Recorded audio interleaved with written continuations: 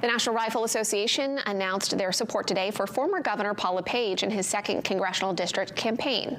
So on behalf of the millions of members across the country, and particularly in Maine, it is my honor to endorse Paul LePage for Congress. LePage is the Republican candidate running against Democrat Matt Dunlap. NRA officials say countless members await the gun rights organization's endorsements every voting season. During remarks at Maine Military Supply, LePage expressed his gratitude for the endorsement and his commitment to protecting Mainers' Second Amendment rights. Despite Dunlap's previous role as executive director of the Sportsmen's Alliance of Maine, LePage accused Dunlap of taking money from organizations looking to ban guns. For the NRA, they said the decision to endorse LePage was easy. Governor LePage's record on the Second Amendment is impeccable.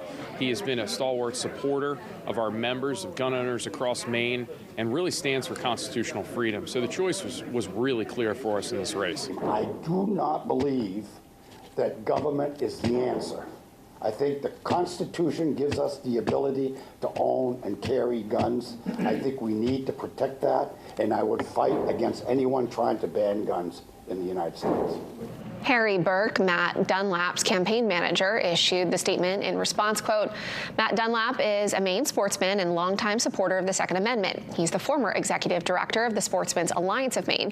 It's not surprising that a partisan group like the NRA endorsed a partisan like Paul LePage. If Paul LePage ever wants to join Matt for a skeet shooting contest, we'd be happy to see who's a better shot.